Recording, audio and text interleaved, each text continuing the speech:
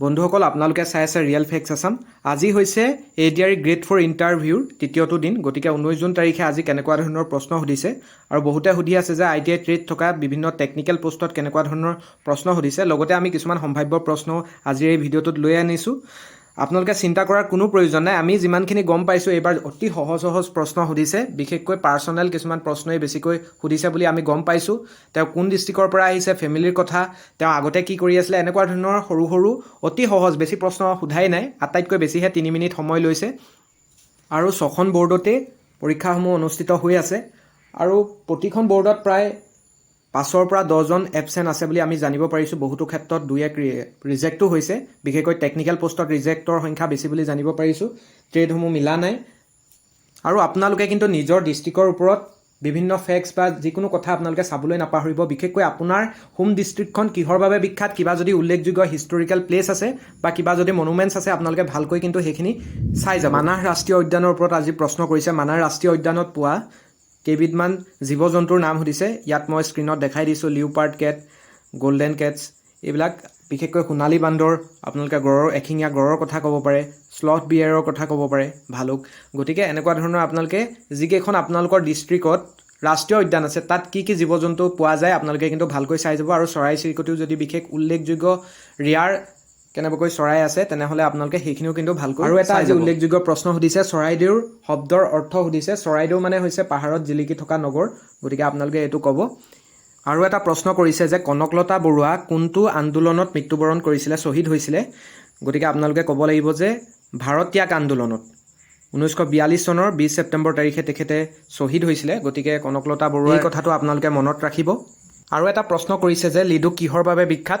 Ledo is primarily known for its historical significance as the starting point of the Ledo road. Ledo ৰোডৰ starting point হৈছে লিডু, আৰু এইটো কি নামেৰে জনা হৈছিলে, ষ্টিলৱেল ৰোড, যিটো ৱৰ্ল্ড ৱাৰ বিশ্বযুদ্ধৰ সময়ত চাইনাৰ ছাপ্লাই ৰুট হিচাপে ব্যৱহাৰ কৰা হৈছিলে। গতিকে এইটো এটা উল্লেখযোগ্য কথা, মনত ৰাখিব। আৰু এটা বাবে লিডু বিখ্যাত, মাৰ্ঘেৰিটাৰ ওচৰতে যিহেতু লিডু অৱস্থিত, ইয়াত থকা কয়লা আৰু চাহৰ উদ্যোগৰ বাবে বিখ্যাত। অন্য এটা প্ৰশ্ন কৰিছে যে মাৰ্ঘেৰিটা কিহৰ বাবে বিখ্যাত। Margherita Assam is primarily associated with coal mining and tea production.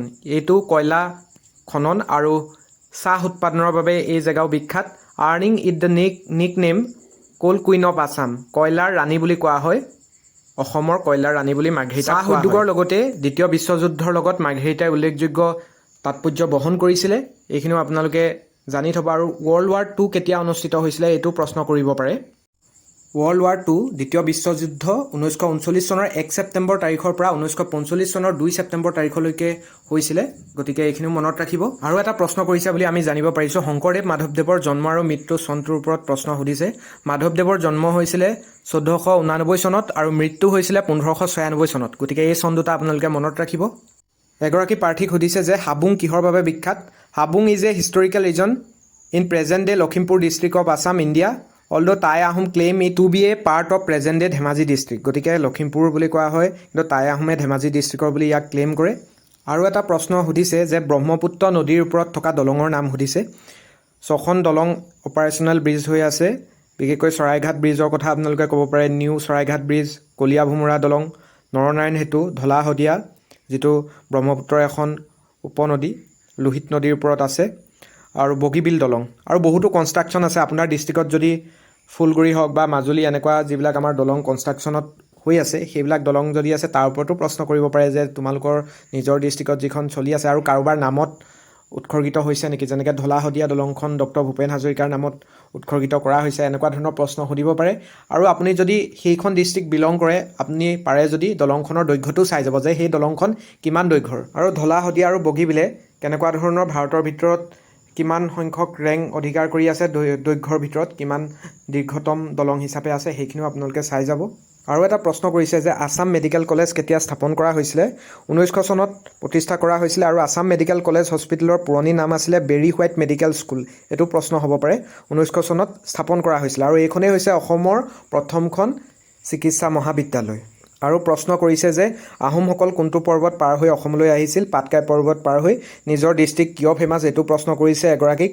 আৰু অসমৰ ফেমাছ ছিংগাৰ দুজনৰ নাম সুধিছে আপোনালোকে যিকোনো ক'ব পাৰে জুবিন গাৰ্গ পাপন অংগৰাগ মহন্তৰ কথা ক'ব পাৰে বা জয় বৰুৱাৰ কথা ক'ব পাৰে আপোনালোকে যাক ভাল লাগে তেনেধৰণে ক'ব ভূপেন হাজৰিকাৰ কথা ক'ব পাৰে অসমৰ আইকন বুলি আপুনি কাক ভাবে এইটো এগৰাকীক প্ৰশ্ন সুধিছে আপোনালোকে যিকোনো নাম ক'ব পাৰে ভূপেন হাজৰিকাৰ কথা ক'ব পাৰে বহুতে জুবিন গাৰ্গৰ কথা ক'ব পাৰে মুখ্যমন্ত্ৰী মহোদয়ৰ কথা ক'ব পাৰে আপোনাৰ যিকোনো মুঠতে যাৰ পাৰ্চনেলিটি আপোনাৰ ভাল লাগে কিন্তু আপুনি সেই নামটো কোৱাৰ লগালগ আপোনাক কিয় ভাল লাগে বা তেওঁক কিয় আইকন বুলি ভাবে তেওঁৰ সামাজিক সাংস্কৃতিক দিশত তেওঁৰ স্থিতি কি এই সম্পৰ্কে কিন্তু আপুনি ক'ব পাৰিব লাগিব গতিকে যিগৰাকী ব্যক্তিৰ ওপৰত আপোনাৰ ভালকৈ নলেজ আছে তেনেকুৱা ব্যক্তিৰ কথাহে আপোনালোকে যাতে উল্লেখ কৰে আৰু এটা প্ৰশ্ন সুধিছে লোকগীতৰ সম্ৰাট বুলি কাক কোৱা হয় কামৰূপীয়া লোকগীতৰ সম্ৰাট বুলি ৰামেশ্বৰ পাঠকক আৰু গোৱালপৰীয়া লোকগীতৰ সম্ৰাজ্ঞী বুলি প্ৰতিমা পাণ্ডে বৰুৱাক কোৱা হয় গতিকে এইটো আপোনালোকে মনত ৰাখিব আৰু এটা প্ৰশ্ন আপোনালোকক কৈছিলোঁ যে মাধৱদেৱৰ লগতে শংকৰদেৱৰ জন্ম চনটো 1449 চনত জন্ম আৰু 1568 চনত তেখেতে মৃত্যুবৰণ কৰিছিলে আৰু এটা প্ৰশ্ন সুধিছিলে যে শংকৰদেৱে লিখা প্ৰথম বৰগীতটোৰ নাম কি মন মেৰি ৰাম চৰণেহি লাগু গতিকে এইটো বৰগীতে তেখেতে প্ৰথমবাৰ লিখিছিলে আৰু শংকৰদেৱে 6খনকৈ নাটক লিখিছিলে পত্নীপ্ৰসাদ পাৰিজাত হৰণ কেলিগোপাল কালিয়দমন ৰাম বিজয় আৰু ৰুক্মিণী হৰণ এইকেইখনো আপোনালোকে মনত ৰাখিব ৰাম বিজয় শেষৰখন নাটক আছিল আৰু এটা দৰকাৰী প্ৰশ্ন কৰিছে যে কুশল কোঁৱৰ কোনটো আন্দোলনত মৃত্যুবৰণ কৰিছিল Kushal Konwar the quit India movement বা ভাৰত ত্যাগ আন্দোলনত শ্বহীদ হৈছিলে এইটো আপোনালোকে মনত ৰাখিব আৰু এটা দৰকাৰী প্ৰশ্ন হৈছে যে অসমৰ বায়'স্ফিয়াৰ ৰিজাৰ্ভ কেইখন অসমৰ বায়'স্ফিয়াৰ ৰিজাৰ্ভ দুখন আছে এখন হৈছে মানস বায়'স্ফিয়াৰ ৰিজাৰ্ভ আৰু এখন হৈছে ডিব্ৰু চৈখোৱা বায়'স্ফিয়াৰ ৰিজাৰ্ভ গতিকে Manas is also' a UNESCO world heritage site আৰু তিনিখন আছে world heritage site Kaziranga Manas আৰু কালচাৰেল হেৰিটেজ হিচাপে চৰাইদেউ গতিকে এইকেইটাও মনত ৰাখিব আৰু কছাৰী ৰাজ্যৰ ৰাজধানীৰ ওপৰত সুধিছিলে মাইবং আছিলে খাছপুৰ আছিলে আৰু শেষলৈ ডিমাপুৰ হৈছিলে কছাৰী ৰাজ্যৰ ৰাজধানী এইটো আপোনালোকে জানি থ'ব গতিকে এইখিনিয়ে আছিলে উল্লেখযোগ্য প্ৰশ্ন আৰু এটা পুনৰ আপোনালোকক জনাইছোঁ যে প্ৰশ্ন যথেষ্ট সহজ প্ৰশ্ন সুধিছে এই 3 দিন যিমানখিনি প্ৰশ্ন আমি গম পাইছোঁ আপোনালোকক অলপ টান প্ৰশ্নসমূহে কৈ আছোঁ বাকী যিমানে কৈছে অলপ পাৰ্চনেল কথাই সুধি আছে বুলি আমাক জানিবলৈ দিছে বিশেষকৈ যিখিনি টেকনিকেল পোষ্ট আছে সেই টেকনিকেল পোষ্টতো কিন্তু টেকনিকেলৰ ওপৰত 2-1ৰ বাহিৰে বেলেগক সোধা নাই নিজৰ ব্যক্তিগত কথাই সুধি পঠাই দিছে বুলি আমি জানিব পাৰিছোঁ আৰু 2 মিনিট 1 মিনিট সময় ইণ্টাৰভিউ লৈও পঠিয়াই দিছে বুলি আমাক জানিবলৈ দিছে গতিকে বিশেষ আপোনালোকে চিন্তাৰ প্ৰয়োজন নাই আৰু এটা কাৰেণ্ট এফেয়াৰ্ছ এই মুহূৰ্তত আহি পৰিছে যে G7 সামিটত প্ৰধানমন্ত্ৰী মোদীয়ে ব্ৰাজিলৰ ৰাষ্ট্ৰপতি লুলাক উপহাৰ হিচাপে আগবঢ়াইছে মেঘালয়ৰ বাঁহেৰে নিৰ্মিত সামগ্ৰী গতিকে ব্ৰাজিলৰ ৰাষ্ট্ৰপতি G7ত উপস্থিত থকা সেইগৰাকীৰ নামো আপোনালোকক সুধি দিব পাৰে যিহেতু এনেকুৱা নিউজবিলাক যদি আহি থাকে এক্সটাৰ্নেলজনেও যদি দেখি আহে তেনেকুৱা এটা প্ৰশ্ন কাৰেণ্ট এফেয়াৰ্ছত সুধি দিব পাৰে গতিকে মই এইটো ইনক্লুড কৰি দিছোঁ এইখিনি আছিল আজিৰ উল্লেখযোগ্য প্ৰশ্ন বা সম্ভাৱ্য প্ৰশ্ন আহিব পৰা যিকোনো প্ৰশ্ন আপোনালোকক আমি এই ভিডিঅ'টোত আগবঢ়ালোঁ গতিকে যিসকলে নতুনকৈ চাই আছে চেনেলটো ছাবস্ক্ৰাইব কৰি ল'ব আৰু পিছৰ ভিডিঅ'টোত আমি আজি ভিতৰত কেনেকুৱা ধৰণৰ পৰিৱেশে বিৰাজ কৰিছে আৰু কিছুমান উল্লেখযোগ্য খা খবৰ বা ইনফৰমেশ্যন আপোনালোকক দিবলৈ চেষ্টা কৰিম গতিকে ধন্যবাদ